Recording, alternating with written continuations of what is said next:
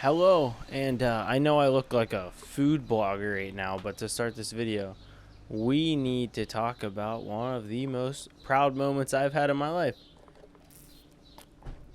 Well, kinda. I have been in Greece for a couple days now, and long story short, I've become a regular at this little coffee shop underneath me. I went down to get my freshly squeezed orange juice and my coffee this morning, and they knew exactly what I wanted before I even ordered. Are you kidding me? I'm a regular at a Greece coffee shop. Anyways, that's beside the point. Today, we're talking products. I know I don't have it in my hand. I'll toss a picture up right here. This is the Prism Lens Effects HardStop Variable ND. Now, it's on my camera right now. I'm pretty limited on gear down here right now, so I didn't necessarily have an opportunity to pop it off and put a different ND on. But we're talking about it today because I have some first impressions. And so this variable ND, first thing I love about it, it is a hard stop filter. What does that mean? Well, if you ever used a variable ND and you twist it to make it darker or lighter, you get this weird vignetting if you go too far to either side. If you just keep turning it, you almost see two pieces of glass crossing over, and it just looks really bad. You get like this dark strip coming throughout the middle of the frame, and that's what we're trying to avoid here. The hard stop totally avoids that. Now, the hard stop is really nice, and it's different than ones like the Peter McKinnon filter. The thing that I like about this one that the Peter McKinnon filter doesn't have is it's smooth throughout until it gets to the end. Now, I wasn't sure what they meant by hard stop. I wasn't sure if it would have stops at like each point, because if you know anything about ND filters, they have different measurements throughout. I didn't know if it would stop at each measurement, because that's what the Peter McKinnon one does. What brand is that? I forget what brand his is, but this one is the Prism Lens Effects one. I've never seen anybody else with it. So first impressions of having a hard stop that's smooth throughout, I love it. Why do I like whenever it's smooth throughout? Well, the reason I like it being smooth is because, for example, I'm here right now in probably the brightest scene I've ever had to shoot in. Greece, it's all these white buildings, perfectly blue skies, and everybody's wearing white. Like, talk about trying to compensate your exposure correctly. Like, whenever I'm trying to keep my settings right and like have my shutter pretty low, have my ISO low, have my aperture wide open, it gets tough. And so I'm pushing this new ND really to its limits. And so whenever I'm changing my settings, I don't want to change my shutter, because then you can see like the click down in the camera. I want to twist my ND a little bit, because then you really can't tell in camera. You do it slow enough and smooth enough and don't get your finger in frame, you're totally good. So that's why I like it being smooth, because if it was a hard stop at every number, then it's boom, boom. It's the same as just like changing your shutter aperture while you're recording. If you've ever done that before, it looks horrible. You can see it stopping down, and then to me, with the standard that I hold myself to, it's unacceptable. I don't like it. I hate whenever I see that. It drives me absolutely insane. But now let's talk about the strength of it. First, I'll get my juice and my coffee off the table, because it's kind of annoying me in frame. But the strength of it, I was worried about. Now, why was I worried about it? I don't know a whole lot about NDs when it comes to strength, when it comes to the different ones, when you need what. But I did know that my old one went up to 3. Now, what that measures, I think it's like the amount of neutral density. God, I'm probably going to be so wrong on that.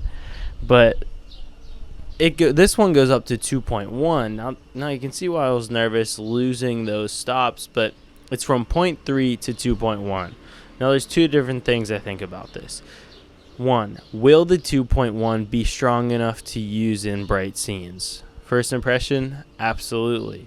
I am in the brightest place, as I mentioned, that I really could even think of, and it's really doing really well. I do have a crank sometimes, but that's all I need. I don't need to get any higher than 2.1, and if I do, I can stop up a little bit on the aperture before I start recording. It's really not that big of a deal. It'll probably make the picture a little bit sharper anyways.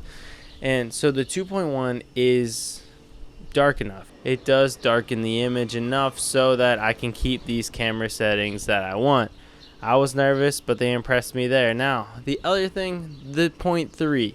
When would you really need a 0.3? Now, two scenes I've noticed it's really nice on. One is, as you would expect, like a sunset scene. You want to keep that detail in the sunset. All these sunsets here, like a perfect little gradient.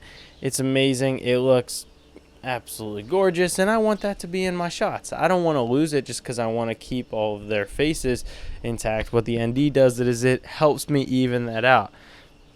I don't know if it's scientifically proven or anything, but I do think that having an ND on your camera helps the dynamic range.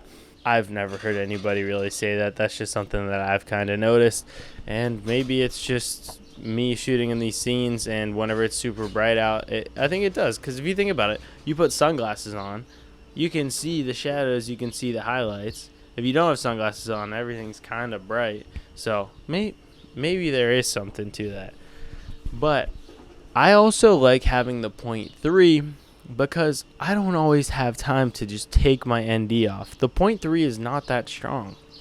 If it's getting dark and I just don't have time to take the ND off because I'm shooting something else, well, I still can use it. I'll just put the ND all the way down to that 0.3 and I'll shoot whatever I need to shoot. I might need to put my ISO up to like 640, 800, but it's not a big deal at all. I like having it have that hard stop so I know I didn't go too far to the left, and I like having it really not be strong at all towards the bottom, because that's one drawback from these NDs is it takes a couple seconds to take off, and there's no way you're smoothly taking it off during a shot. It's just not possible. I actually always said, I wonder why they don't make magnet NDs. Now they probably fall off and you need to really figure some stuff out with that. But I always thought it'd be cool to have a filter that, you know, you put on as a magnet, you can pop it off right away. I know you probably bump it into the wall and it'll fall off, but it's just an idea. If you're out there, you're an engineer or something, make it happen. Send me the prototype, I'll make a review on it. Jeez, they're honking right now. I didn't even know they honked down here. I feel like I'm in Chicago again. But anyways, those are my thoughts so far on this ND filter. I'm coming from the Tiffin variable ND filter. I didn't get a new one because I thought that one was bad. I got a new one because I had a clear filter stuck to the bottom of it.